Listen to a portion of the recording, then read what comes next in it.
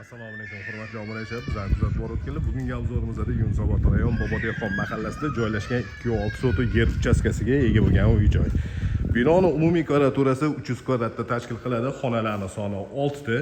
Yaxshi mahallada joylashgan. Hovliga kirib keldik. Hovliga kirish uchun alohida avtomat darvoza va alohida eshik o'rnatilgan va hovliga kirganimizda chap tarafimizda yozgi oshxona, uni oldida hovli qismi uchun hojatxona joylashgan. Hovli tarafdan shunaqa chiroyli fasad ko'rinishiga ega bo'lgan imorat ko'tarilgan 3 ta qavatdan iborat. Aytib o'tganingizdek, umumiy kvadraturasi 300 kvadratda tashkil qiladi. Kichikroq joy zeleniy zona uchun ajratilgan va uni oldidan podval qismiga tushsa bo'ladi. Hovli qismi uchun hojatxona va uni oldida yozgi oshxonasi joylashgan.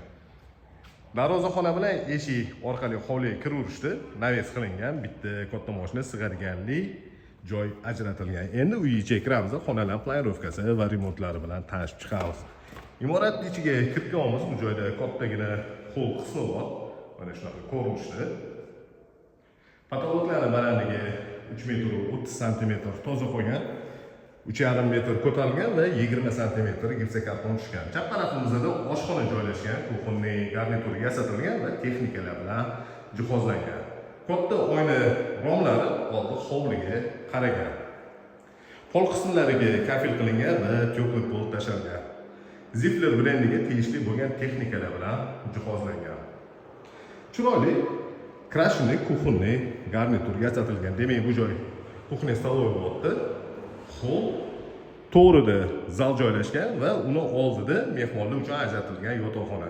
Ko'rsatayotgan joyimda birinchi qavat uchun umumiy sanuzel. Zalga kirganmiz. Mana shunaqa ko'rinishdagi zal.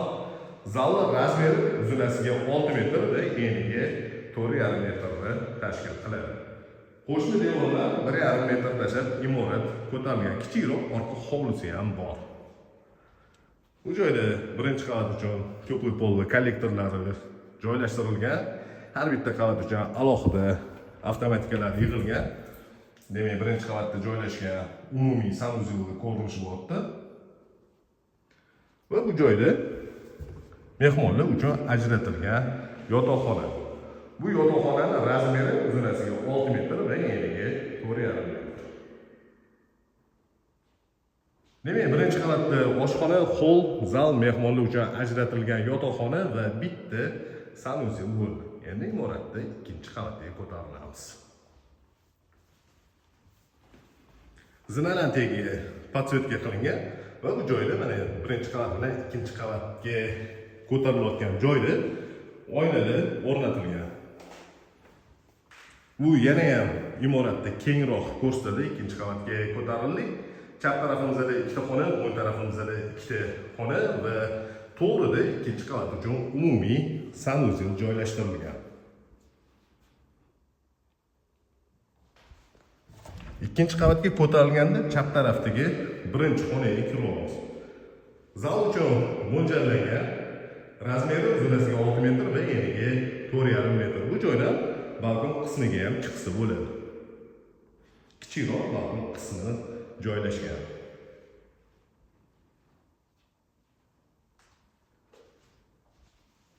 Ikkinchi qavatda joylashgan umumiy sanuzel ko'rinishi.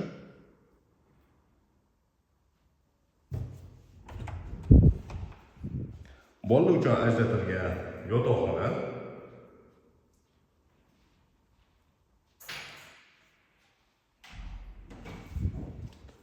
Ota-onalar uchun ajratilgan yotoqxonaning ichiga kirib kelamiz. Mana shunaqa ko'rinishda. Demak, bu xonada alohida o'zini yuvinish xonasi va garderob uchun mo'ljallangan xona bor.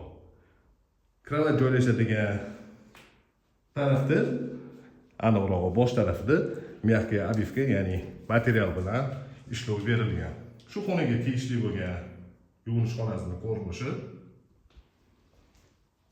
va yotoqxonaga kirilganda o'ng tarafda garderob uchun mo'ljallangan xonasi bor. Razmeri taxminan 2 metrga 1,5 metr.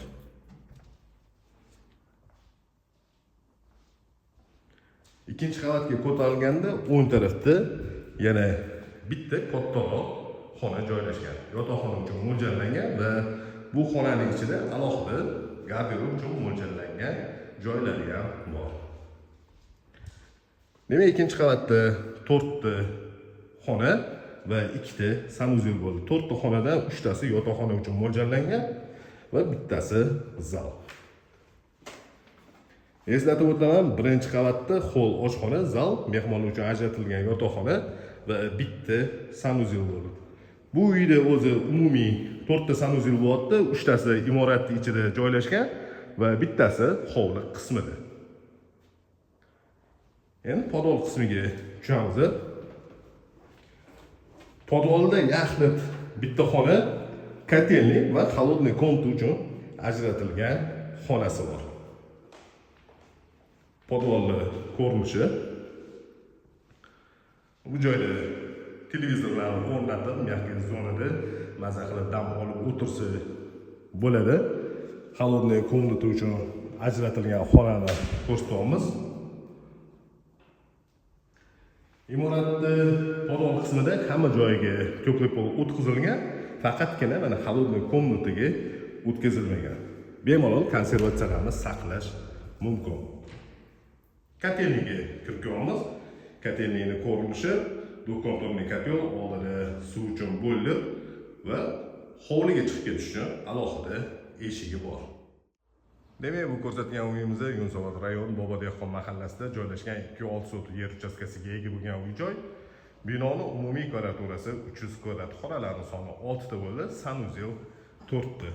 Narxini opisiyaga yozib qo'yamiz. Bu joyga qiziqadiganlar 99 856 70 80 raqamiga murojaat qilishingiz mumkin.